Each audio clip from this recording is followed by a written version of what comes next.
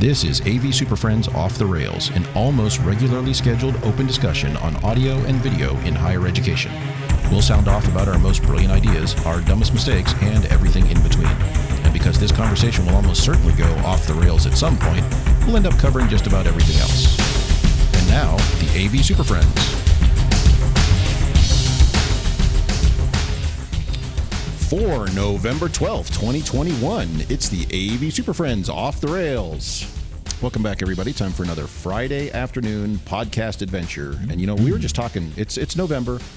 We were just talking Christmas stuff and kind of planning our Christmas show. And I think we're looking more forward to doing that than this show. So got all excited. Yeah, some great ideas came out there. We'll see how that goes. Stay tuned. So stay tuned for that one. We'll be recording our Christmas show next week sometime, and you'll get to hear that in December for Christmas. Ish. That's a teaser if you ever heard one. Stay tuned. Stay next tuned time until December. On AV SuperFriends. Wait a month, and then you can hear it. Just don't even close the app. Just leave it. Yeah, leave this running. Just keep it open. On that loop. Show, we're going to open the show with last time on the AV SuperFriends, we talked about this show. It'll just be an entirely recursive series of next time and this time and that last time. Mm-hmm. Actually, I'm pretty sure there's going to be shows between this show and that show. Yes, you will definitely hear two shows. But, well, no, see, there'll be this show and then at least one more, and then you'll hear the Christmas show, and then, yeah, what else? Who knows? Yes. So just keep listening. Generically soon, Christmas show. Follow along at home, and if you know where we are, let us know. Yeah, keep us on track because I don't really know. Anyway, let's do this show since we're here. My name's Chris Decter. I'm joined today by Larry, Jamie, and Mark. And on today's show, we're going to do a follow-up to our earlier discussion that we had back in June about various department names and kind of how we refer to ourselves on campus, because we've had some some additional thoughts on that. We're going to discuss some new emerging trends, but like emerging space trends, physical space trends in learning spaces. But first, the ever-popular AV news. And instead of like one story for news, we're going to discuss a bunch of stories. So I want to run this past all you guys. So we had a big trade show 2 weeks ago now, 3 weeks ago, 2 weeks ago. Which one? At InfoComm. And yes, it was really smaller, big? But there was still, 12 or 13,000 people there. So it was still pretty sizable. But what we saw was a whole bunch of different manufacturers announce new products either immediately prior or afterwards to, things that ordinarily would be announced at InfoComm, but they did it, just either as an email announcement or they did their own little event sort of thing. And it kind of raises the question, and Larry, I think this was your question, is like, is this a trend moving forward? Are we going to see this continue? Are we going to see this idea of, I don't want to be part of all the at InfoComm. I'm going to do my own event or announce my own products before or after, even once we're back doing big trade shows like that. So what do you guys think? I thought it was, what really stood out for me was that they didn't just have an announcement, that they within days of the traditional announce at the show floor, and they went all out, all in Apple, right? Like, wait, who are you for talking instance, about? QSC. Well, for instance, all right. QSC, right? And it's worth bringing that up. QSC right? did their own came out event. and they said, "Yeah, we're doing this thing. Register, watch it live." It was produced. It was just this giant hoopla of a press release, and you're like, wow. And then, because what originally triggered it for me was the BiAmp one. It's like 3 days later after the show's over, and you get this massive product dump. Just dumped. I'm like, where did this come from? Did I miss something in Orlando? You guys were there, but I couldn't make it. And I asked you, and you said, no, nothing was there. And so it was just, and it just kind of started to explode. There's more and more. And you said the Crestron deal before and after. And I think it was the kind of announcement, not just a press release that said, oh, yeah, by the way, you missed it, but we have these cool things. It was like all in, look at us, turn on the spotlight, Elton John-like performance. Here's our cool crap. And that's what stood out to me. The two things that really stood out to me is if they hold their own events, they're not fighting for attention. Usually everybody does these things at InfoComm, and if you're a company that's striving to compete with your competitors, you don't want to have your stuff on the same show as their stuff all announcing at the same time. And number two, and I think this one is the key one for InfoComm going forward, is you can control your audience a little bit more. You know, if you're targeting at integrators because you want to make sure that these systems or these products are installed correctly the first time so you don't get a lot of bad press, you don't have to deal with a lot of end users. And I think this year was a perfect example that InfoComm is becoming an end user focused experience. And there's manufacturers that might not be where they want to focus. I think it's interesting because you had that, you know, looking in the past, we're like, we're going to go all be a part of this grand event. Where this year, it definitely seemed like, well, we are going and we're going to do this thing with our stuff, our information, and for our clients. And it was very much a bunch of like individual manufacturers that just kind of happened to be at the same place and the same time. And I think we saw that in the messaging also. It's like, here you go, boom. Everybody had their own stream, their own impressions they were trying to get. It wasn't as part of the whole. It was more like, I'm just going to go do this and we'll see what happens. And there wasn't a cohesive like narrative that I was really seeing. I think a bunch of manufacturers doing their own thing to make their ends meet. Yeah, there definitely, you're right. There definitely wasn't a cohesive theme even, or a cohesive feel for it. Was just like, hey, I get, maybe the closest one was we're here, you know, and yeah. But a lot of it was wheeling and dealing, and you know, I got a bunch of product to move, or I got a bunch of deals I want to make so I can move product, sort of thing. But and Jamie, you brought up the QSC one. I think that one was most interesting from the standpoint when it was clear watching that, and they announced some interesting things, but I don't want to be a jerk about it. I like what they're doing, but what they announced was not groundbreaking in the sense we're like, wow, look at all this stuff. It was just every bit of it was like, here's the next generation of the stuff they already made, which is fine. But that's exactly what you would expect them to announce at a trade show. But they went all out and did their own event. And even beyond that, if anyone watched it, and if you didn't, you can probably go back and find video of it. They clearly built a studio space for this sort of event, which says to me, and they put money into it. I mean, multiple LED walls and you know, huge production lighting, gobos and things.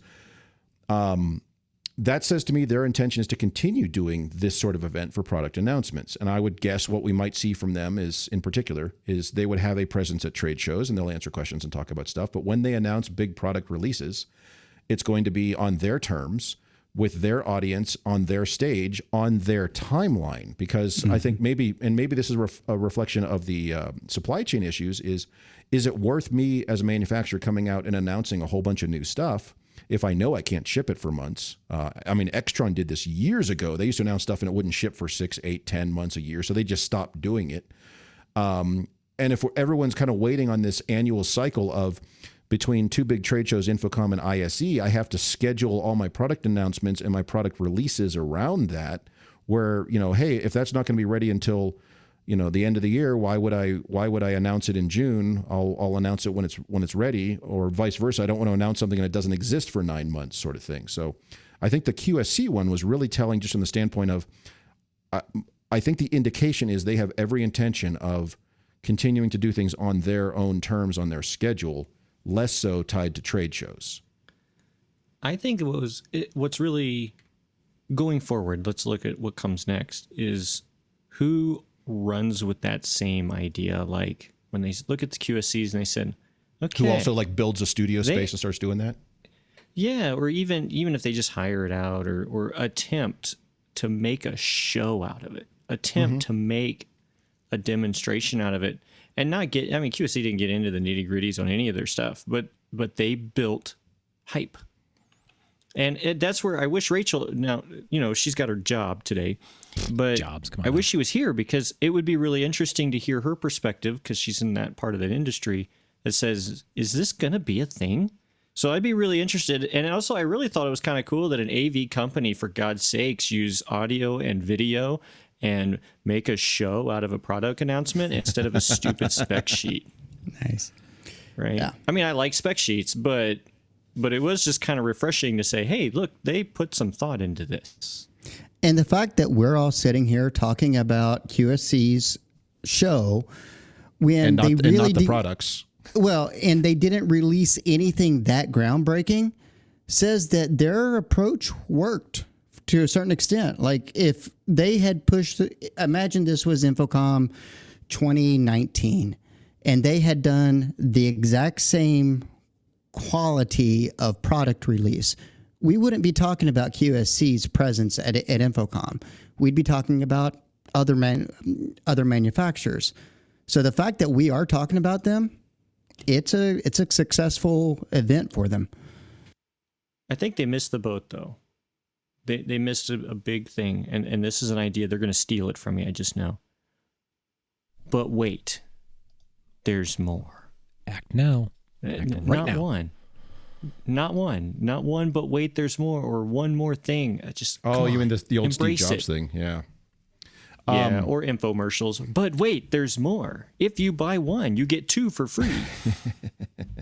The other thing I'd like to point out is we saw a lot of manufacturers, Crestron, Biamp, QSC, a bunch of other ones, big press releases of here's all our new stuff. And a lot of it was here's a lot of new stuff, not just a new thing. But, Aurora comes out and says, here's a whole bunch of things, though they were there. I thought it was interesting. Crestron in particular announced things, was it 2 weeks or a week before InfoComm? They're like, here's a bunch of stuff. We want to get out in front of it.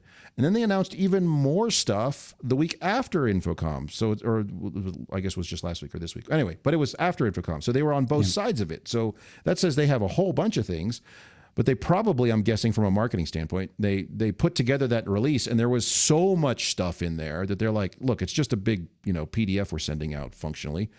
This is too much, and people aren't going to read through it, so we're going to split it up, which makes me wonder if we're going to see more of those. But it was interesting just to see them not only do the press release instead of going to a trade show, but at least so far, there's been two distinct releases. And their booth literally had a cardboard box in it. Like they could have done some of this there. Cool. So I think when I think of this whole concept, and I look at like the old like concert kind of analogy here, where you go see a band you really like, and you can see them on. And I'm wearing their shirt. Yeah, I'm wearing their shirt this morning. I actually went to a show last night, but that's a different topic. But you go see them, and they're in their own thing, right? They're on the stage. They have their whole block time. They have all their own lighting, sound. Everything's there. They're touring it. It is their show. It's their narrative. You go see that same band on a festival, right? And they get their little postage stamp of a stage, their 30-minute block. You're not going to get that same experience. InfoComm and Avixis seems like the festival to me, whereas like everybody wants to control their narrative and do their best foot forward. They really can't do that in this festival when they're kind of working with everybody else's timelines and everybody else. And it's like you lose control of the full brand experience that way. So if that's the case, how do you do it where you have control of that? And you can kind of set that narrative and do exactly what you want to do and be intentional. And it kind of makes me believe that they want to kind of do it alone. And like they'll have a presence there, but it won't be where they're putting all of their resources.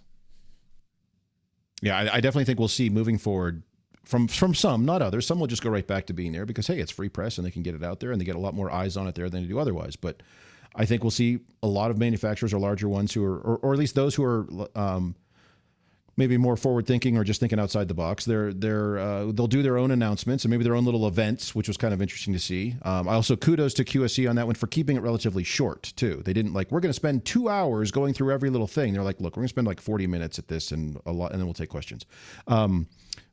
I think it's one of those things where we'll see that, but they will still then have a presence at trade shows where they will answer questions and you can get more detail or hands-on sort of thing. So I wonder if all these things are going to start coming out prior to big trade shows, because that's going to be, here's your announcement, and then next month when you're at the big trade show, you can come get some hands-on time and stuff. So it may just be the model moving forward. Almost the flipped classroom approach. Yeah, Right, very much exactly. so. Yeah. Flipped classroom, do your homework outside, and then come in and we'll have discussion. That's right. Do some analysis and some synthesis and some discussion. So, I like it. any last thoughts on the future of product announcements and trade show sort of stuff and all that? It's going to be in your mailbox. I hear 900 numbers. 1-900. I need those. Maybe. No? Could be a thing. 900. Okay, maybe next time.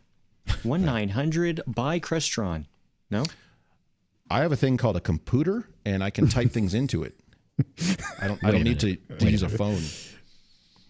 All right. Well, so we'll see how that plays out at our next round of trade shows. In the meantime, Mark is going to send us to commercial.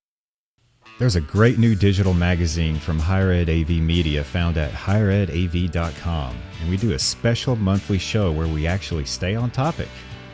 It's a show where we try to really focus on a single topic and break it down into AV SuperFriends style. That's AV SuperFriends on topic, found at avsuperfriends.com, higheredav.com, iTunes, Amazon, Spotify, Google, and wherever else you get your podcasts from. So a few months ago, I think it was in June sometime. Now we are recording again. We did it was forever ago. That was back when the weather was nice. We did a segment where we discussed kind of, what is the name of our department, our AV department at our institution? And what do we think of that name? Is it appropriate? Are there things we want to change? What do we like? And then and as part of that, we did some research based on other schools and pulled down a list of 30 or so various names from around the country, just kind of on these are what the schools call their media groups, their AV groups, their classroom groups, whatever you want to call it. And we kind of talked through what we thought of those various terms, and at the end of which we kind of boiled it down to two that we identified based on our long discussion. So please go back and listen to that right now. We'll wait. And you're back. Pause. Okay, so now that you've listened to that, we boiled it down to the best name would be Learning Experience Technology Solutions. That's a mouthful. What? So that's why I think none of us have named that. But that includes let me rephrase. That's not the best name. That includes the best individual descriptor terms in the name. Is that fair to say, I guess? As voted on by a really intense panel of people where they put this. A panel of all of us. Yeah. But we also Basically, this is the determined one that was left over from all the other ones we hated. The parts and pieces that were left over. We made a meal out of it. Yeah, we took out everything we didn't like, and this was what was left. Though I think, again, we have this earlier discussion where we described that some of these things made more sense than others, and we liked them for these reasons, and that's why it was there. But and the worst name that we decided, again, we took out all the good stuff, and what was left over was Classroom Desktop and AV Support, which I think was actually Larry's suggestion, just to kind of get my goat. And other library services. Bait shop and custodial. Tables and chairs. and all the tables and chairs you need for events. But it's recently it's come up, Mark, you've been going through a massive kind of IT reorg there. And you've raised this question as how are we best kind of, I guess. Mm-hmm. Exactly. That's exactly how it goes. Clip that out, use that as a drop. How are we presenting ourselves to campus? What are we doing? The good old fashioned, what would you say you do here? And does that inform what we should be calling ourselves? So how's that been going for you? What are your thoughts on that? Oh, it's as every good reorg goes, splendid. And maybe it's not a wholesale reorg as much as it is like a re-envisioning of what it is you say you do here. That sounds like you have a consultant helping. It's not a reorg. Maybe I don't know. So it's a reverse funnel system. Yeah, Didn't they make a whole movie based on that? Reorg. Yeah, I think so. Reorg the movie. Starring yours truly. No, I think if you asked me this question, maybe June, it probably sounded one way versus what it does now after you kind of are in live process of this.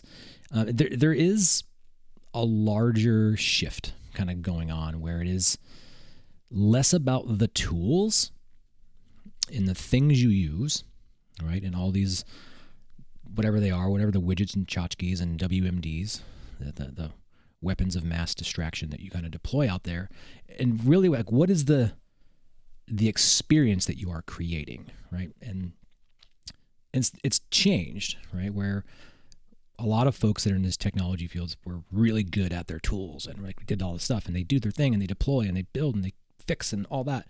And they're just in that tool set all day long. And then you stop and ask, so how does that fit the university mission, right? And so what's that answer? How do you actually enable teaching and learning experience and create transformational experience? And so without using the definitions of the tools you use, right? And so when we look at that list and we find all these AV technology this and AV technology that, it's just technology, right? It doesn't have to be educational or AV specific. And that's cool. Use it, use the tool sets, but tell me how you're actually creating this experience that you're doing. And I'm there's more of a shift around that lately, and being really intentional about we create this transformational experience for teaching and learning for faculty and students. And so what does that mean? And then there's the internal view versus the external view, right? And so a little bit of update in that. And there's not a silver bullet, I don't think, because depending on who you talk to, if you're talking to an admin versus a client just using your services, if you made it so far one way or another, you're kind of alienating one of them. So you're trying to find this blend of where it makes sense for everybody. And so there has been more traction around experience, right? As a whole, like what's going on in the classroom, the learning experience, and really aligning ourselves with that and being less defined by the tools we use, but more like what it is that we're creating for faculty and students. I like that idea, but I really think that part of it is a cultural shift within the university itself. It is. If you have a department that's always been known by classroom technology, by the tools, like for instance, at my university, I've been getting clocks in the classroom in my queue. Mm-hmm. And based upon the name of classroom technology, I can't really say they're that wrong. It's a technology piece in the classroom. Hey, it's probably falls to us at some point. And have you been answering the phone as like clock room technology services? Yeah, seriously. But if that's the way that the higher ups see the group, for you to the fight to get known as part of the learning experience without having advanced degrees and pedagogy is going to be very, very hard. Oh yeah, absolutely. And if you don't meet the criteria, like you have to go through that doorway. Because we had a little bit of a rebranding for just like part of our technology support. So, and I know listeners, I mean, we're throwing out all these names and they're all similar but different. But for instance, like AV falls under classroom technology services, right? Kind of like Larry, because we just kind of encompass all of that. They rebranded like the computer support, the desktop support, to Technology Support Center. But they don't actually deal with all of the technology. They still only deal with software and desktop computers, computer support. So they're selected technology support. Yeah, that rebranding, it really threw a wrench in it. And then when you even start, shortening it down to just the acronym CTS or TSC. Wait, did I say that right? And so it gets really weird. And that's why 6 months ago, when we were talking about this, the whole idea of having, the educational experience services, well, that sounds awesome, but it's still not very, very name-worthy. It's just what a slippery slope. We know what we hate, but any idea where you're headed with this, Mark? I mean, well, I think where you got to weed through it. You have to get through going? There. Right. You got this is where I say it's not necessarily a reorg as much as is more in line with kind of a re-envisioning and of a branding, right? And because it's the entire culture of the institution moving towards a direction, right? And it's not just, we're just going to change the name and fine. Like when you get down into the weeds, like we still have the day-to-day things that are going to happen and we're still going to do those things, but there's seems to have been a shift away from like siloed product owner, like this is this person, because now you start getting like, oh, well, that's, if you say the magic word and the ticket ends up in that queue versus don't say this magic word and the ticket ends up in this queue, right? And what are we trying to accomplish at the end of the day? We're trying to facilitate teaching and learning, right? And so the group that is aligned with the classroom experience, like any day of the week, you can ask me like, where's the perfect alignment? And it may shift by whatever the demands of that day are and how you want to envision it. But I kind of stitch it as we're really just that vessel of that experience, right? All the things that are learned or used during that process in wherever we want to define teaching and learning, if it's in a classroom or not at this point, we're kind of the people that are here to assist with that. And someday it may be a learning platform thing. Maybe it's, I need help with Zoom today. But the faculty and the students that are using it in that moment don't necessarily want to be burdened with who or where, who owns this or where that. They just want to have one easy way to get there. And so, and isn't that why we've seen a lot of schools kind of bundle all that under like the generic, educational technologies or instructional technologies or academic technologies? But within that are several various subgroups. And like you said, I mean, the person who has trouble with it at the time, they don't want to have to try to figure out who they actually need to call about that. They're just going to pick up the phone and call the Ghostbusters and let them deal with it. But internally, you have to kind of then decide where you fit within that. So it sounds like, would it be fair to say you're not necessarily, it's not a reorg as much as you're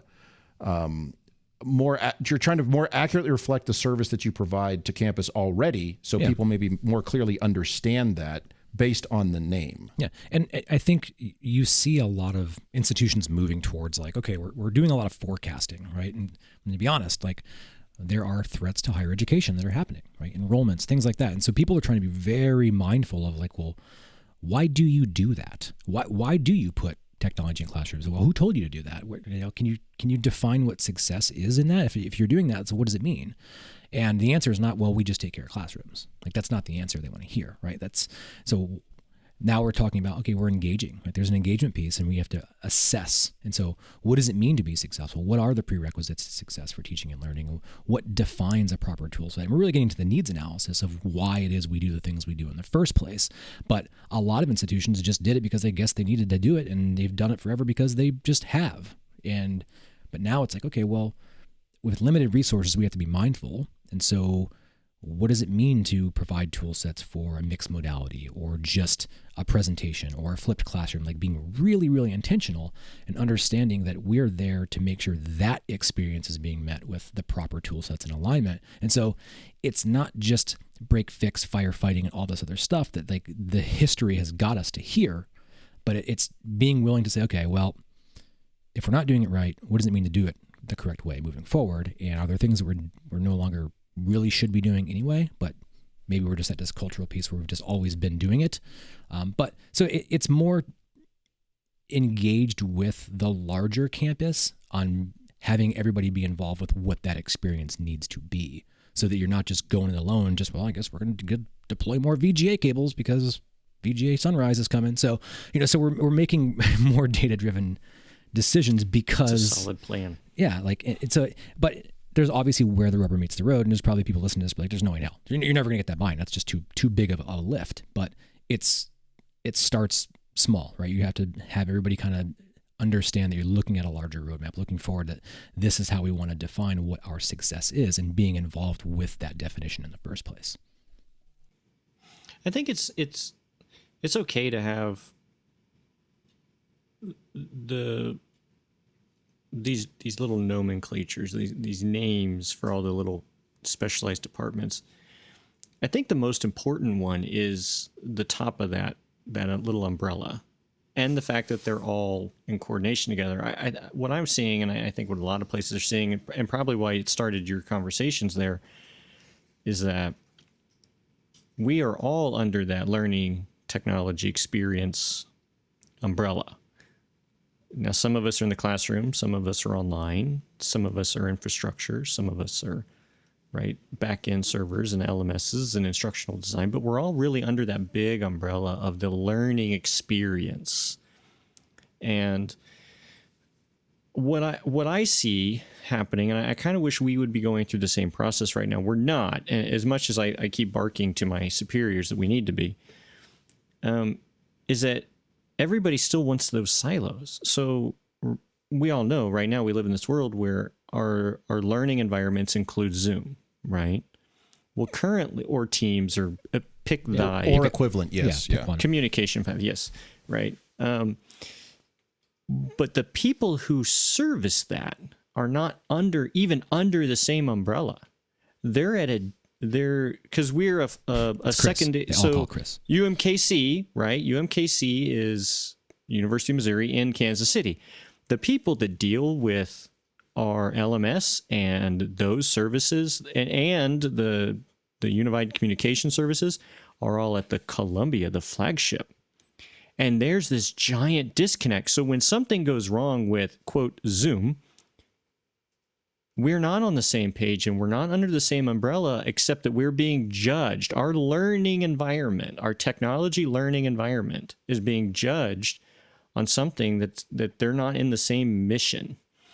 Like, and that's where I think maybe is that where this is coming from, is the fact that we don't have a similar mission. We can be siloed, but at least let's be under the same roof.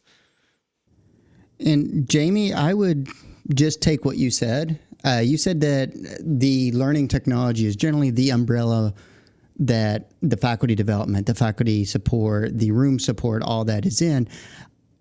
In talking with more universities, that's not always the case. In a lot of universities, there's a distinct chasm between people that work and support with the faculty and AV, which is in the IT side of things, and never the two shall meet. And so that same chasm you're talking about can happen not only where you're talking about, but in a lot of universities, it's even in how you support the faculty. Is it a hardware issue or is it a training opportunity? It's a binary thing, but we know the world's just not binary that way, right? And so it's not just yes or no. In that we all understand, we talk about it all the time, engage with your faculty success groups or whoever they are in your campus, insert their name. But we know that that's where our alignment must be. We can't just go and do things because we read it in a trade magazine and this is the new hot thing. Like, why are we doing it, right? And so we should let that pedagogy and those pieces drive what our success is. And this is where we've all been leading to. And there are a lot of silos, and there's a lot of kind of preservation stuff that goes on just because people don't like change, right? And so people want to preserve their kingdoms and their silos. But at the end of the day, you'll hear everybody talk, we have to make more data-driven decisions, and we have to work with each other to define success and all of these buzzwords of the moment. But that means collaborating with all the people that go through that teaching and learning portal, whatever it may be, wherever it is, and that it's not just a one-way conversation all the time. You're constantly checks and balances about, are we all moving together and not just doing something because we historically have always done it.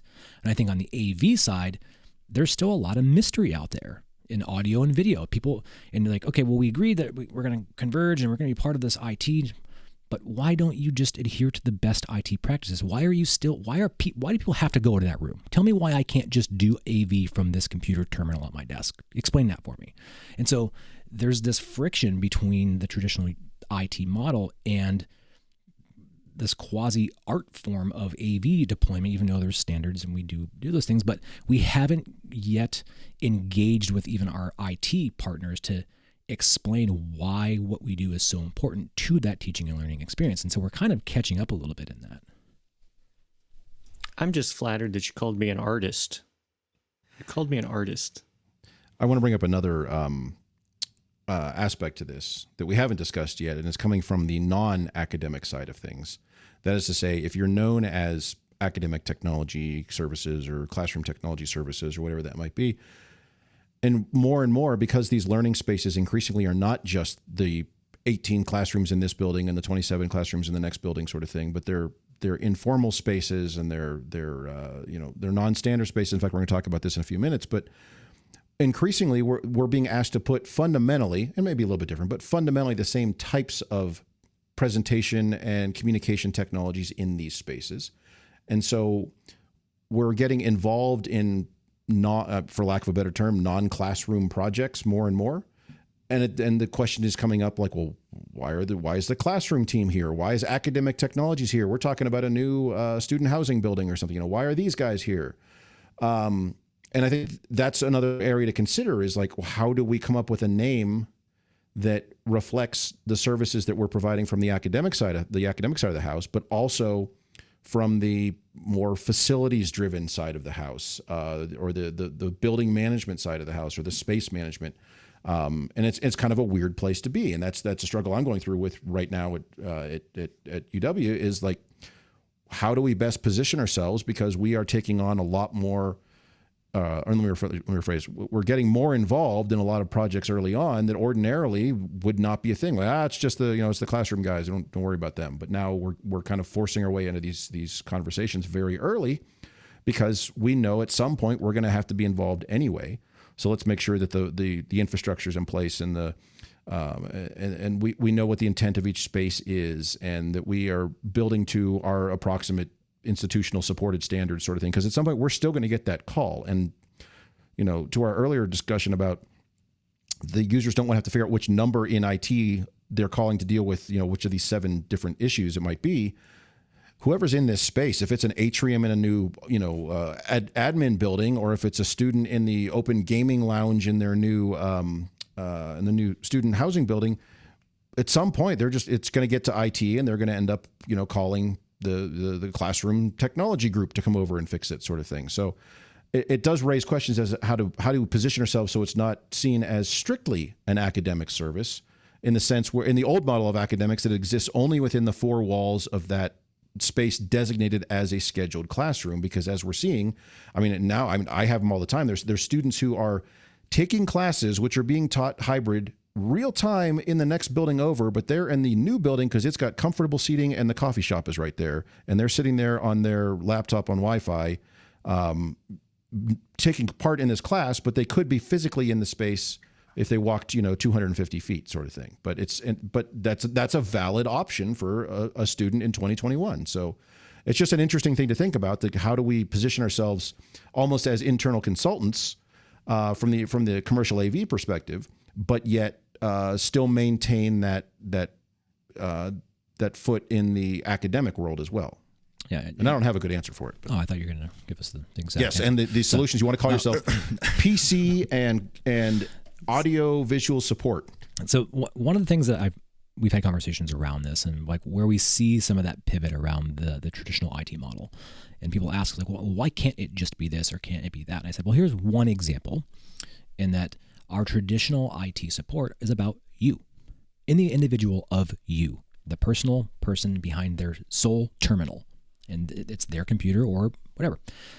And a lot of what our presentation support desk will do is deal with technologies that are serving multiple people in real time, not just one person, right? So we are dealing with mass technology deployment, mass communications amongst lots of people at one time. And it's not just one person solving my email problem, or I can't get connected to Wi-Fi or whatever it is we are there in real time juggling the needs of lots of people. And it's a different dynamic, and it's not necessarily for the faint of heart when you're there with the time compression and things that are going on and the anxieties around the faculty. And so there we are trying to create and fix and enhance this experience, this learning experience, and making sure that it can be navigated well. And it's a different skill set than just reading the script off of a traditional canned IT kind of response. And don't get me wrong, there's still value in all of that, but there's a nuance there that's kind of learned through there, and it's not going to always cleanly fit into a nice knowledge database to work, and being able to assess in real time and respond accordingly to meet that need of the group it's just a different animal. Well, there you have it. That's your solution. Solved. Solved. No, I think this is something we'll probably return to periodically. I will say that I did bring it up with my director this week. I said, hey, we've been known as CTS, as Classroom Technology. Well, depending on where you read it, it's Classroom Technology Services or Classroom Technology Support for at least 20 years, if not more. And that's how campus knows us. And I pointed out, do they? Do they really? Because some people they recognize that name CTS, but they don't really know what it means or who's responsible or what they're actually doing. And I'm like, that seems clocks. Nebulous enough. It's clocks, yeah. Yeah. It's clock they know technology us by, services.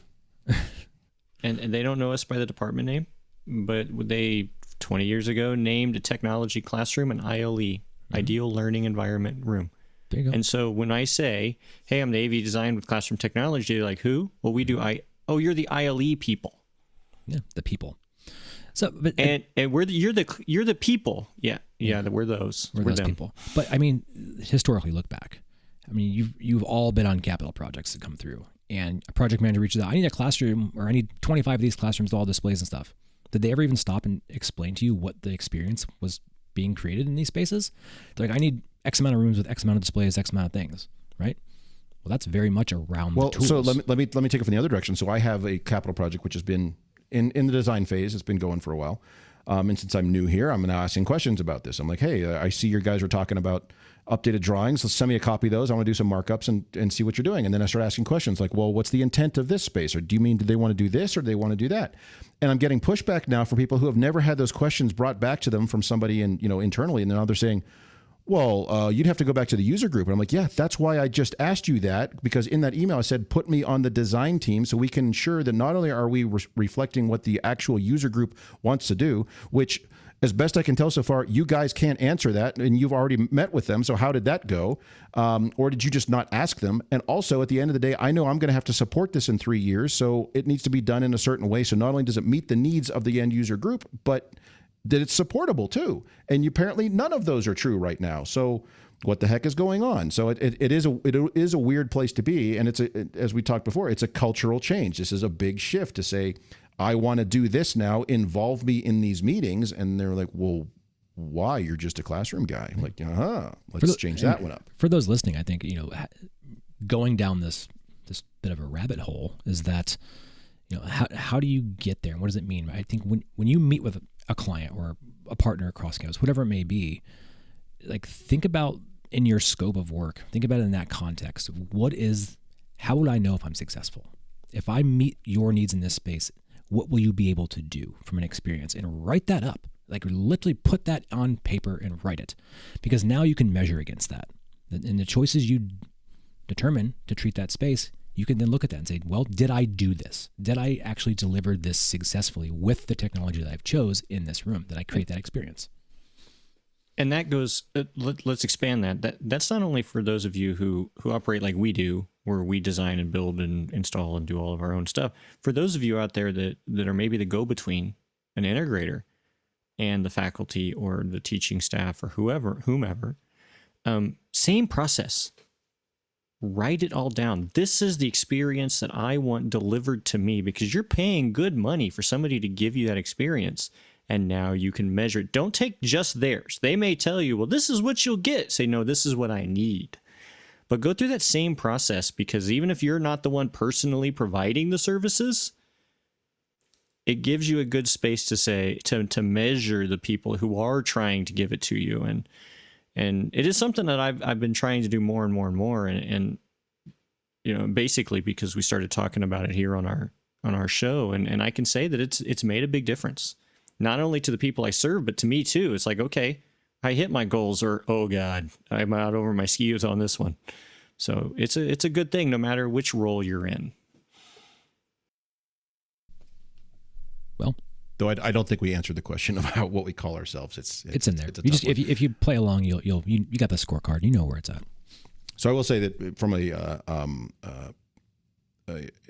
personally selfish point of view, the reason that I like that this conversation's come up is I'm going through this right now. Is I don't like the name CTS, Classroom Technology Services or Support, depending on where you look, because it does not accurately reflect all the services we provide, and it kind of pigeonholes, what we do. And I don't have a good answer for what that should be, but it's one of those exploratory things. I want to keep that conversation going so that eventually I can, come up with a thing that more accurately reflecting the overall holistic experience that we provide to campus, regardless of it being in a traditional teaching space or a non-traditional informal teaching space, or just like you said, Mark, any sort of presentation space where multiple people are having some sort of event, meeting, call, whatever.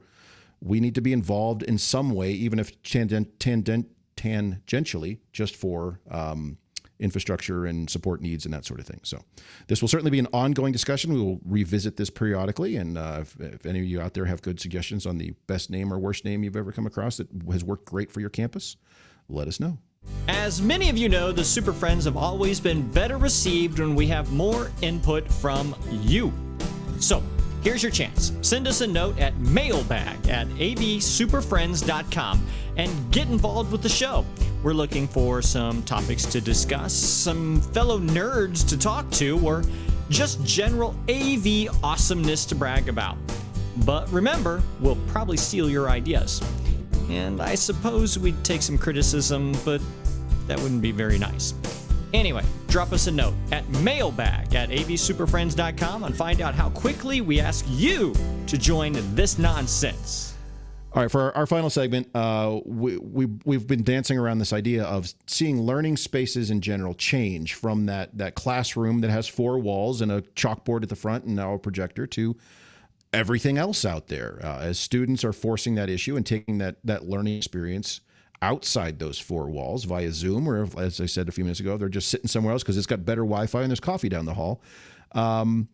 It raises questions as to kind of what sort of physical space related trends we're seeing in a modern or what is going to be a modern learning space. As far as designing, if you're designing a new building, it's probably going to have more than just a bunch of rectangular classroom spaces. It's going to have a lot more of these informal spaces and non-standard spaces and things. So what are you guys seeing out there? I know, Mark, in particular, you had some ideas on this because you've got some of this going on there, and particularly some devil's advocate ideas, which I think are great as far as the disruption. But what are you guys seeing as far as something outside those generic, here's 4 walls and a projector and some speakers in the ceiling? Well, I think it goes back to the previous conversation. If you want to refer to that, go back and rewind and listen again. That what is it that is success? Like, what do the students really need? Like, do they need to be there in that room? And as we start thinking about, being intentional with our resources we have, is there a need, or should there be a need, for the non-real classroom experience? If students are just there to have a high-quality network and to be able to collaborate with themselves, does that need to have much technology at all? And so there are some ideas floating around, like spaces that are kind of the enhanced study hall, right? Or with multiple enclosed pods around. Think of like just small collaboration huddle spaces, right? Where students can come in there, they have access to high-quality network and everything they need for group collaboration, but it's a space that is served with minimal technology, but it's not necessarily the presentation technology that we're necessarily used to seeing. And it is really in that informal space category, Chris. And it's rethinking that. And we had done some of those, some smaller enclosed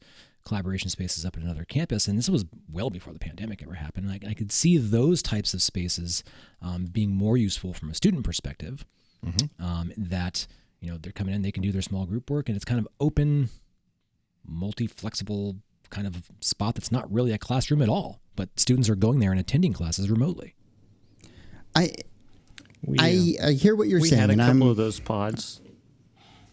No, I'm sorry. Mine's completely off topic, Larry. Why don't you go ahead and go for it. I know what you're saying. Sure. Okay. Well, I hear what you're saying, and I agree that I'm all about trends and learning spaces and making things better, but the outcomes. Oh, better. Whoops. Hold on. I'm gonna make some changes over here. Yeah. The outcomes is what I'm concerned about. Sure. At InfoComm, I was sitting in a presentation by Joe Way. Hi, Joe. And he made the comment, student preference will drive outcomes. Will it? And what outcomes are we driving? Is it a better learning experience, a better performance, or is it they choose to go to your school because they don't have to attend class in that room? It's all of that. As uncomfortable as that is, it's all of it. I hate that room. But that's my concern, is what so many of these decisions are being made without the research that says this is the way students learn best. No, this is the way students are comfortable. That's really interesting because already, and we talked about this a year ago, right? But my son's a senior, right? He's going to graduate in a couple of months, and he's looking at school. So I'm doing this. And when I talk to his friends, perhaps not. But we've been going through this, and you talk to some of his peers, and they're all going through it too. And this, because of the pandemic and the changes in how education was offered to them in high school, they are now, and we talked about this in our group a year ago, they're actually starting to choose schools and make decisions based upon the fact that I know personally my learning style says I need to be in that classroom. If it's 100 people or one person, it doesn't matter. I need to be there. Or the other end of like, look, I want to go to a school where I can learn on my own time, my own flexibility, my own, and all these kids now know that these are real options, and some schools are doing better about embracing it than others. But I think it all feeds into this learning experience and what you have to offer. And I think it also feeds into what Joe was saying too, is that the students' preferences of how they want to learn will help drive how they are taught. Now, there's pluses and minuses to all of this, but I couldn't believe that within a year, we're already, I'm going through it. There's already been this giant shift in high school seniors thinking of saying, wait, I don't want all online, or wait, I want all online. And it's really interesting.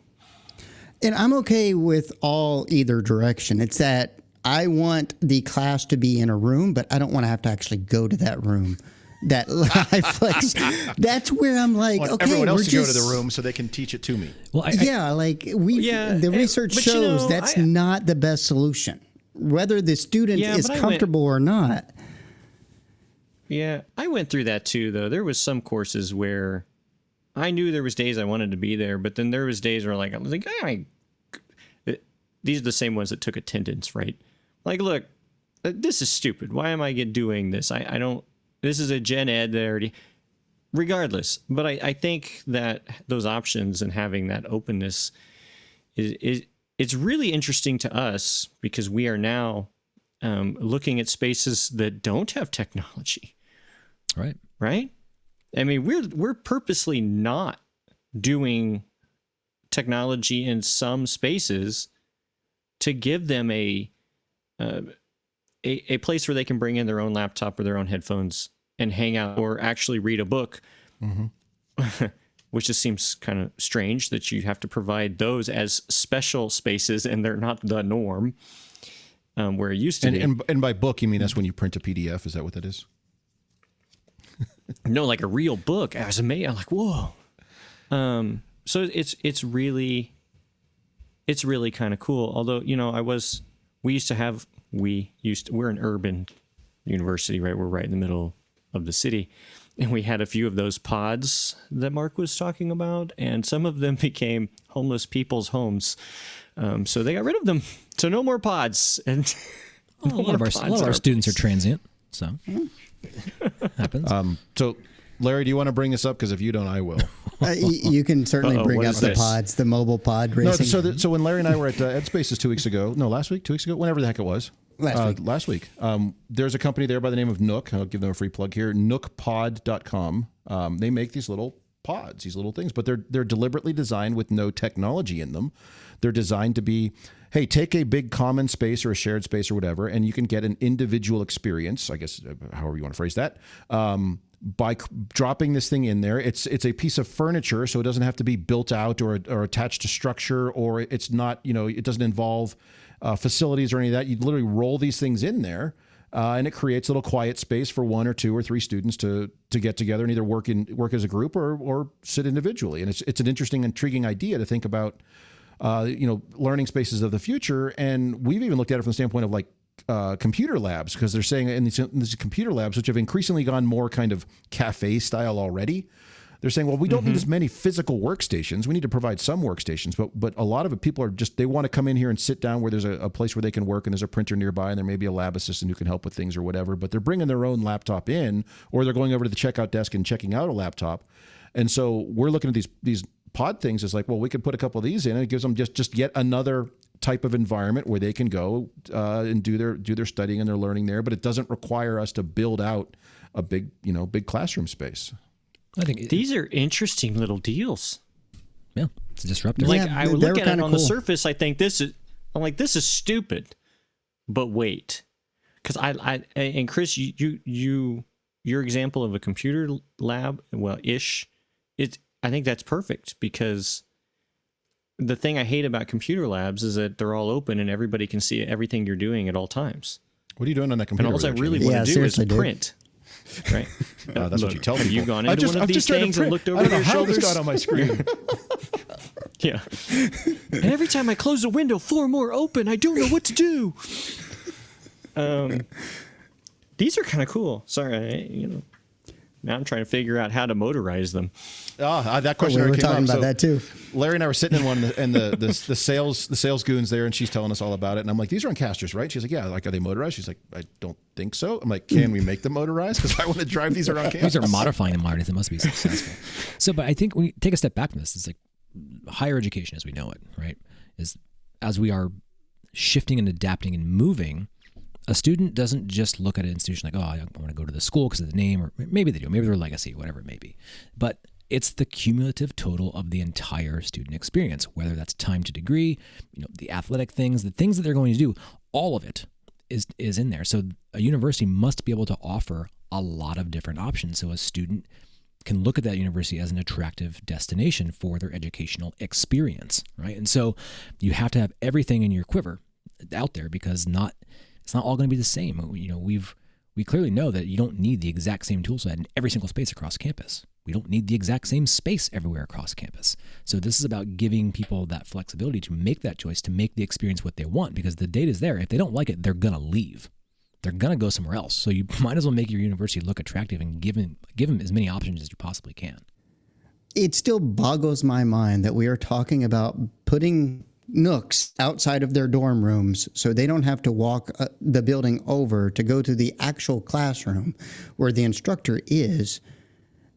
I understand that, yeah, the students are going to drive this.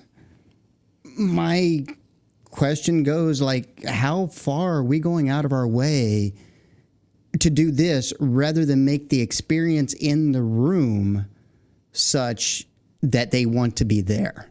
Sure, and that's valid. But earlier we were like, oh, the faculty support, they don't want anything to do with it. So it's like, okay, if we can't have that conversation, then we got to go somewhere, right? It's now some of this gets down to, it's not just what we provide that makes them want to be there, right? So we provide the actor, professor, teacher, whoever, the actor, the tools to create content that will attract the students to the classroom, right?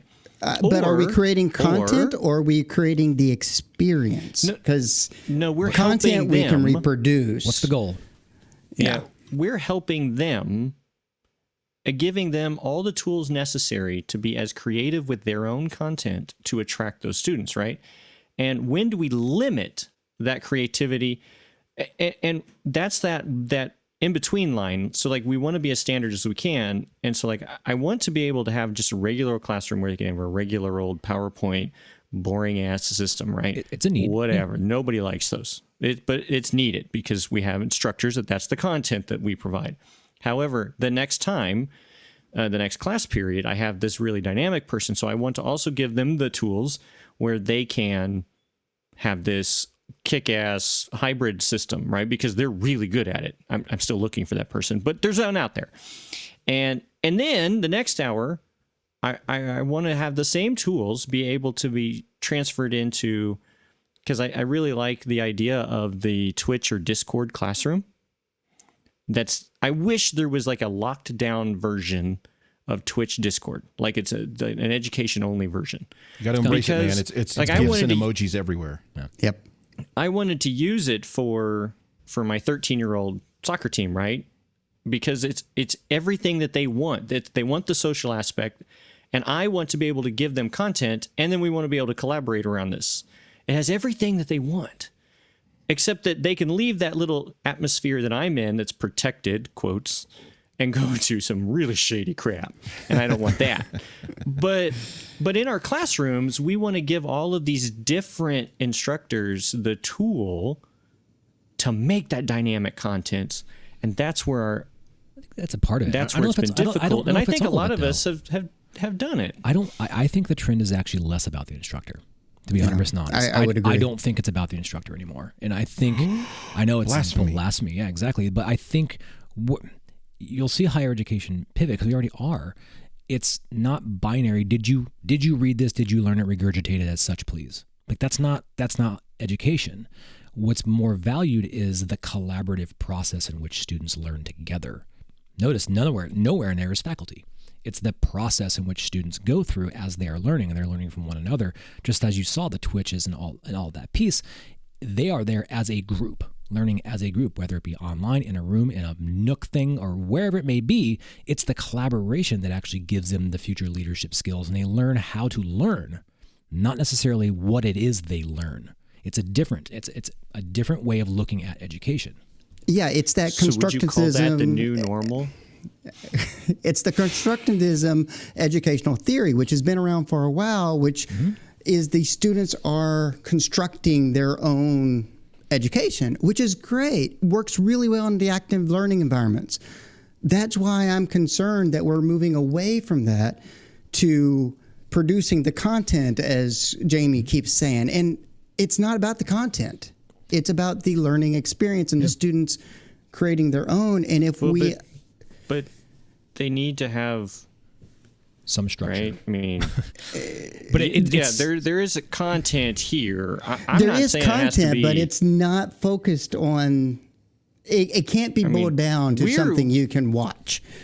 Yeah, some things maybe. No, yeah, but that's my thing. Is we have to provide the tools that they can do whatever they want with. But I don't think it's ubiquitous. If I don't think it's the same tool set everywhere. It's about the right tool set in the right place. Well, and I agree with that too, but we all know. But that's the disruptor. It's like that we can't causes a look at different everything exactly the same. right? It's not scalable. It's not sustainable. You can't just provide everything for everybody everywhere and be able to manage that from a budgetary standpoint. You have to be targeted to be able to offer all of the options. Speak for yourself. I mean, we're just rolling in cash in my school. I mean, and you're deploying the same thing everywhere all the time. High-end television studios with crew members and build everyone out. I'm doing it all with AI, man. That's a new thing. It's AI. Well, I'm sorry, it's Al. I mispronounced it. It's Al. Aluminum. It's this guy I hired. It's all aluminum. It's VGA. And I'm using the highest end SVHS decks that I can get. Man, I had a request the other day for a combo deck. I was like, nope. What was the experience? It's 576 lines of pure joy, pal. If that was in your scope. 576. But I want those interlaced, please. Yeah. So one other thing I do want to bring up is what about if you look at the reverse as far as that generating that content, and it's come up a couple of times, and I've built a few of them, and I think everyone may has explored them if not. But this idea of like I'm going to build just the front of a room, a place where the subject matter experts, the faculty, the instructors can come in and create that content, but there's no live students there. I mean, I guess they could use them for remote because we've done that too.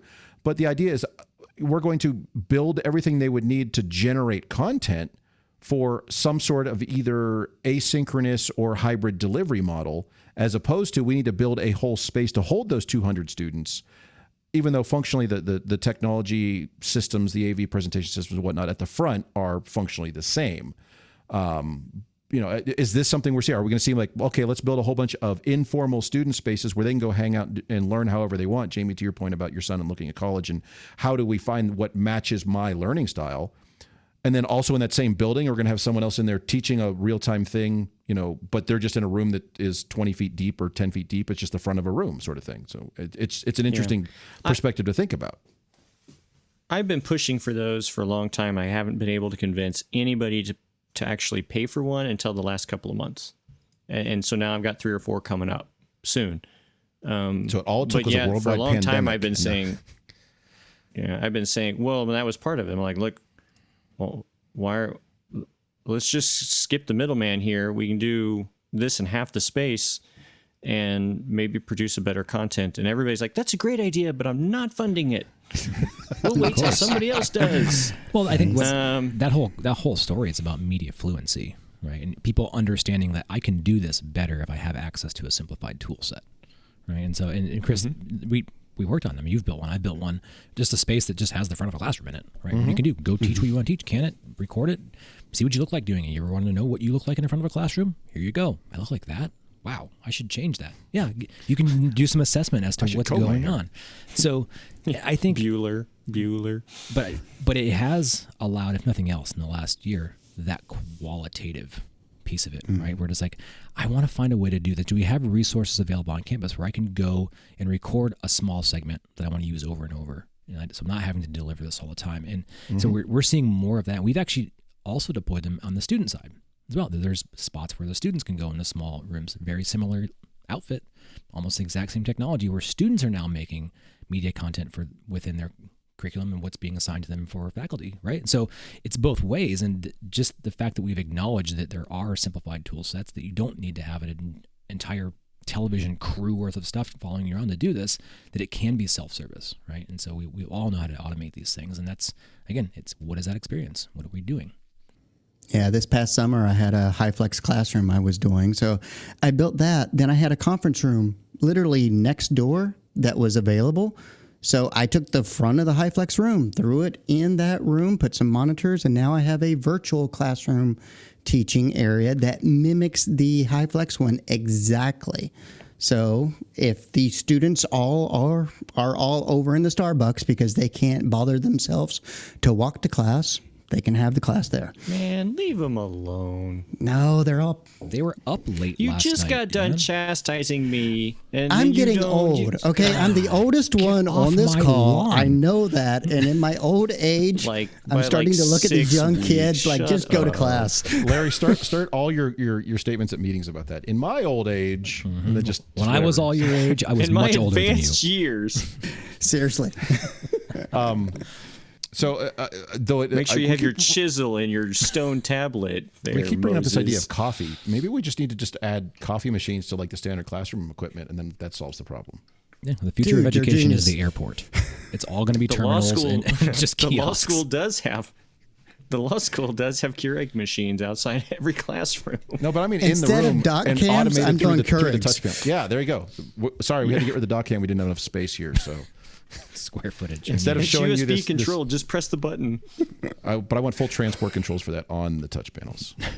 Jesus. Well, that's going to be rough with my whack-a-mole control system because it's just going to spill hot water, and then it's a McDonald's lawsuit. Man, I don't know. Cash out early. I'll work on that. I'll All right, work well, on it. any last thoughts on these kind of odd, and we'll certainly bring this up in the future as it goes, but these kind of oddball, non-standard, non-four-wall sort of spaces, anything last to add on that? Think differently.